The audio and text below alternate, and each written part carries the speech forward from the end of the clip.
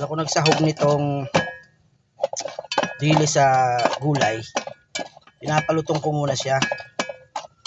Kaya ganyan na yung aking kawali, ay pinagprituhan ko na ng talong. Malasa na yan kasi yung talong, nilagyan ko ng lasa, nilagyan ko ng magic. Kaya masarap yan. Masarap kasi yung dilis na malutong na siya. Or may naluto na bago mo isahog. Pag sinahog mo na wala luto, parang matinik, malambot. Iba yung malutong siya pagka sinahog mo, masarap. Kaya palutungin muna natin yan.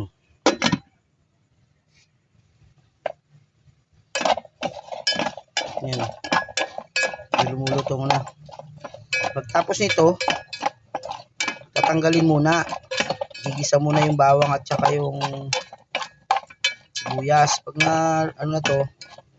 pag nalambot na yung gulay, luto na, at saka na ito isasahog para mas masarap.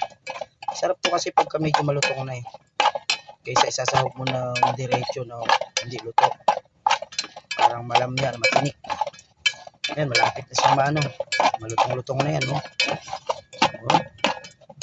Kahit papakin mo na nga to, masarap na to, Ayan na, yung talong ko kanina, yan, Ito na yung dilis, O, di ba? Paano masarap, kahit na papakin mo na, masarap na nga yan, Lalo pag hinalo na yan.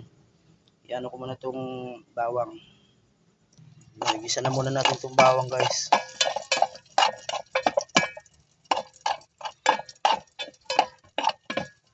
Sarap na lalo to kasi pinaglutuan ng talong at saka dilis. Yung kaldero. Andiyan na lahat ng lasa. Buyos bawang pa lang, napakabango na. Diyos. At na kumain, buyos bawang pa lang ginigisa. Yan na guys, ilagay na natin yung pinakbit ni Mang Kanor. Yan. Tinadtad ko yung kalabasa kasi sobrang lalaki. Saglit lang ito maluto. Kahaba pa ng sitaw, Ano ba yan? Pinutol-putol ko na nga yung iba, Ilagay mo natin to. Ilagay tayong paminta.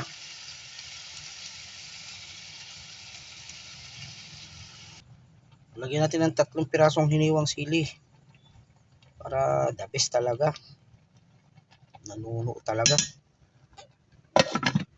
Add na rin tayo ng konting ginisa.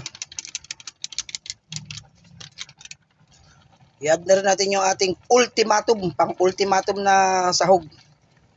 Yan. Ayos. Sarap.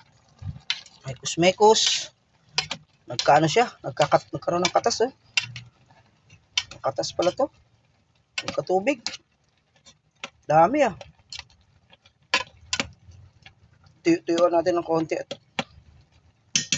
para maganda. Yun, Kitang-kita na yung linamnam, Nangangamoy na po. Napakabango nung dilis. Ayos. Mekos. Nangangamoy na. Nangangamoy ulam na. Alright.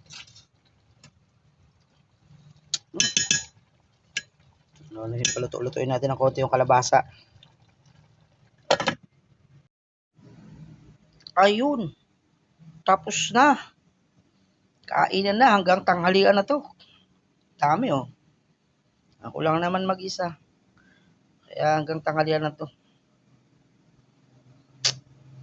Magsasaing naman ako ngayon.